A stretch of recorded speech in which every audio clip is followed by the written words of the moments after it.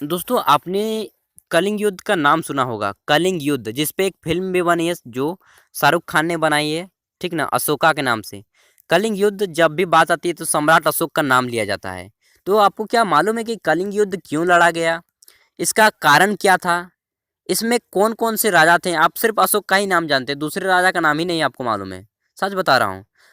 दो राजा कौन कौन थे, कब लड़ा गया, क्यों लड़ा गया, और यह जो कलिंग का नामक स्थान है यह किस स्थान पे भारत में, तो सारा कुछ डिटेल में जानेंगे दोस्त। टेंशन लेने की कोई बात नहीं है।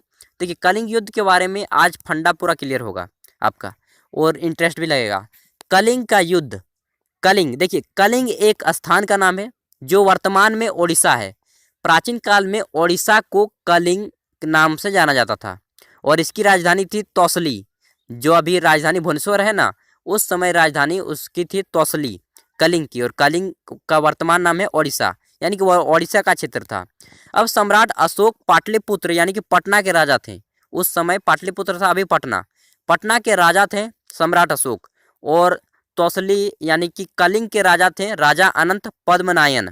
ठीक, राजा अनंत पद्मनायन कलिंग के राजा थे, और सम्राट अशोक थे राजा पाटलिपुत्र के। इन दोनों के बीच एक युद्ध हुआ 261 ईस्वी में, पूर्व में। 261 ईस्वी पूर्व में एक युद्ध हुआ, यानी कि आज से लगभग 2300 साल पहले एक युद्ध हुआ जिसे कलिंग का युद्ध नाम दिया गया। इस युद्ध का कारण क्या था, आइए जानते हैं। देखिए इस युद्ध का प्रमुख कारण था अशोक की लालसाएं, या अशोक की लालच हम बोल सकते हैं। अशोक के 3 प्रमुख लालच थे। कलिंग यानी कि आप बोल सकते हैं उड़ीसा समुद्र के किनारे स्थित था। कहाँ पे स्थित था? समुद्र के किनारे। और समुद्र के किनारे जो भी चीज स्थित होता है यानी कि उसका विदेश के साथ व्यापार चलता था। तो अशोक चाहता था कि कलिंग का व्यापार मैं करूँ विदेश के साथ। अशोक विदेशों से व्यापार करना चाहता था, और इसके लिए वह कलिंग को जीतना चाहता था। क्यों? क्योंकि कलिंग जो है ओडिशा समुद्र के किनारे स्थित था, पहला कारण।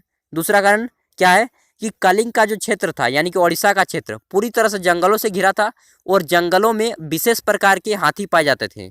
और उस समय हाथी सेना हुआ करती थी, हाथी सेना, गज सेना। इसलिए दूसरा कारण था कि वह हाथी सेना प्राप्त करना चाहता था। और तीसरा कारण था टैक्स, जनता से कर वसूलना चाहता था। ठीक ना? तो ये 3 कारण थे कलिंग युद्ध के जो सम्राट अशोक चाहते थे। और 261 ईस्वी पूर्व में लड़ा भी गया।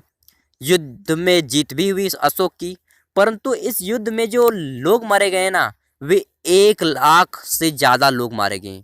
जी हाँ, 1 लाख से ज़्यादा लोग मारे गए उस जमाने में। आज से 2300 साल पहले, आज से 2300 साल पहले 1 लाख लोग मारे गए, और 1.5 लाख लोग बंदी बनाए गए। इस युद्ध के बाद जिनके भाई, किसी का बेटा तो किसी का भतीजा मरा इस प्रकार, इसके कारण पूरे के पूरे ओडिशा में शोक मनाया गया। और सम्राट अशोक ने यह युद्ध अपनी आंखों देखा, जिसमें खून की नदियां बह रही थी, खून की नदियां। इस युद्ध को देखकर सम्राट अशोक का कलेजा पिघल गया, और उनका कलेजा दया भाव से भर गया। इस युद्ध में जीत तो मिली अशोक को, लेकिन उसका हृदय परिवर्तन कर गया। और इस युद्ध के बाद सम्राट अशोक ने यह प्रण लिया कि मैं आज के बाद विश्व में कभी भी युद्ध नहीं लड़ूंगा, और अपनी जनता को यह सीख भी दूंगा कि वो भी कभी युद्ध न लड़े। और इस युद्ध के बाद सम्राट अशोक ने बौद्ध धर्म धारण कर लिया, और तो और अपनी पूरी संपत्ति को सभी जनताओं में वितरण करने लगे। सभी जनताओं के सुख दुख में बांटने लगे अपनी पूरी के पूरी संपत्ति को, और खुद बौद्ध धर्म धारण कर लिए। और लोगों को शिक्षा देने लगे कि युद्ध करना बेकार है, युद्ध कभी मत कीजिए। युद्ध की विभीषिका से जो मैं गुजरा हूँ शायद वो किसी अन्य राजा गुजरे हो, इस प्रकार अशोक कहा करते थे। अशोक ने लोगों की सेवा करने की सलाह दी, और कर्मकांड पूजा अर्चना करने की सलाह दी, परंतु मूर्तियों को नहीं, वे लोगों को। ठीक ना? और अशोक इस प्रकार युद्ध में विजय पा लिए, और अपने पुत्र और पुत्री को भी विदेश, उनके पुत्र का नाम था महेंद्र और पुत्री के नाम थी संघमित्रा। इन दोनों को विदेश भेज दिए, श्रीलंका भेज दिए, सीरिया भेज दिए, तुर्की भेज दिए, चीन भेज दिए, बौद्ध धर्म का प्रचार करने के लिए कि जाओ और तुम बौद्ध धर्म का प्रचार करो विदेशों में, अशोक ने। उसके साथ ही उन्होंने एक विशेष प्रकार की ऑफिसर बोल सकते हैं, यानी कि एक विशेष प्रकार की पदाधिकारी की नियुक्ति की, विशेष प्रकार के फौज की नियुक्ति की जो बौद्ध धर्म का प्रचार करे।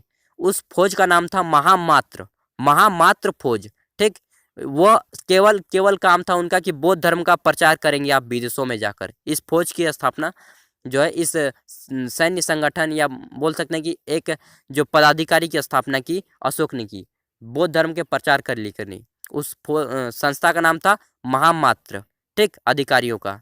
तो ये थी कलिंग युद्ध। कलिंग युद्ध में 1 लाख लोग मारे गए, जो विश्व इतिहास में आज भी दर्ज है और भारत के महान युद्धों में गिनती की जाती है, ठीक ना। कुरुक्षेत्र के बाद इसका दूसरा स्थान आता है। तो आज के बाद आप कलिंग युद्ध के सारे डाउट खत्म। धन्यवाद।